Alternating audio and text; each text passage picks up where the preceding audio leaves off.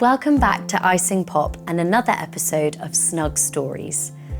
Every Friday evening at 6 p.m, I will be here reading you a story. This evening's story is The Tale of Peter Rabbit by Beatrix Potter. This was one of my favourite stories when I was a little girl. So grab a blanket, your favourite teddy, and snuggle down. Once upon a time, there were 4 little rabbits, and their names were Flopsy, Mopsy, Cottontail, and Peter. They lived with their mother in a sandbank underneath the root of a very big fir tree. "Now, my dears," said old Mrs. Rabbit one morning, "you may go into the fields or down the lane, but don't go into Mr. McGregor's garden. Your father had an accident there. He was put in a pie by Mr. McGregor. Now run along and don't get into mischief. I am going out." Then old Mrs. Rabbit took a basket and her umbrella and went through the wood to the baker's.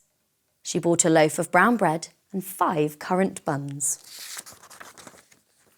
Flopsy, Mopsy and Cottontail, who were good little bunnies, went down the lane to gather blackberries. But Peter, who was very naughty, ran straight away to Mr. McGregor's garden and squeezed under the gate. First he ate some lettuces and some French beans, and then he ate some radishes. And then, feeling rather sick, he went to look for some parsley. But round the end of a cucumber frame, whom should he meet but Mr. McGregor? Mr. McGregor was on his hands and knees planting out young cabbages, but he jumped up and ran after Peter, waving a rake and calling out, "Stop, thief!" Peter was most dreadfully frightened. He rushed all over the garden, for he had forgotten the way back to the gate. He lost one of his shoes among the cabbages and the other shoe amongst the potatoes. After losing them, he ran on 4 legs and went faster, so that I think he might have got away altogether if he had not unfortunately run into a gooseberry net and got caught by the large buttons on his jacket.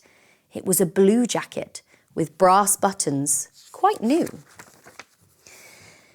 Peter gave himself up for lost and shed big tears, but his sobs were overheard by some friendly sparrows who flew to him in great excitement and implored him to exert himself. Mr. McGregor came up with a sieve, which he intended to pop upon the top of Peter, but Peter wriggled out just in time, leaving his jacket behind him, and rushed into the tool shed and jumped into a can. It would have been a beautiful thing to hide in if there had not been so much water in it.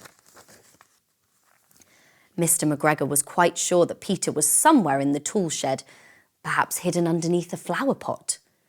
He began to turn them over, carefully looking under each. Presently, Peter sneezed. Achoo!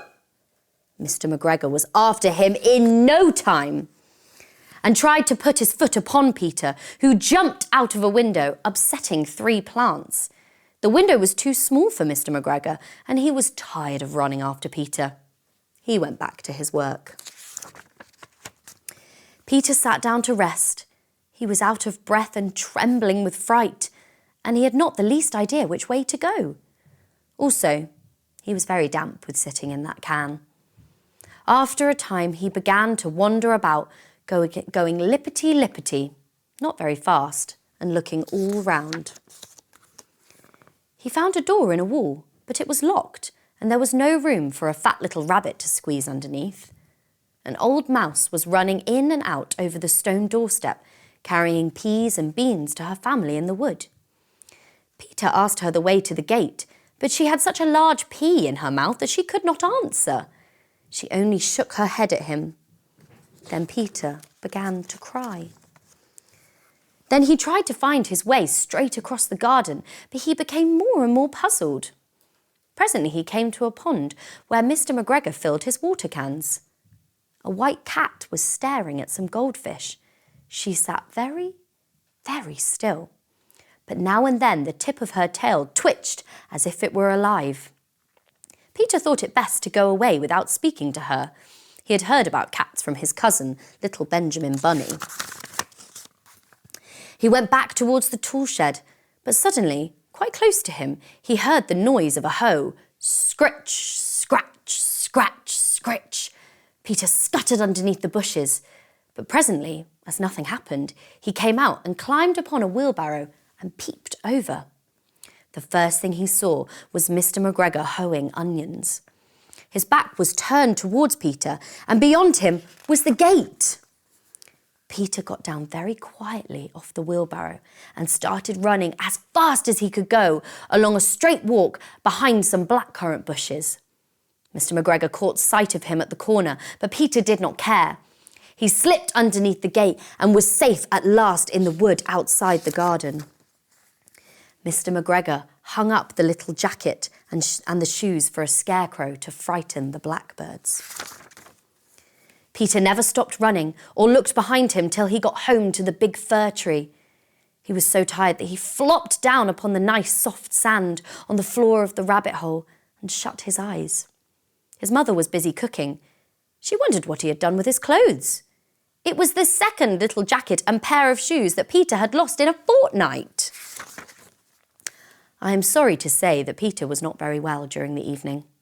His mother put him to bed and made some chamomile tea, and she gave a dose of it to Peter. 1 tablespoonful to be taken at bedtime. But Flopsy, Mopsy and Cottontail had bread and milk and blackberries for supper. The end. Oh, poor old Peter. I hope you enjoyed that story. Join me next Friday for another story and on Monday for plenty more iSingPOP fun. Good night, everyone. Sleep well.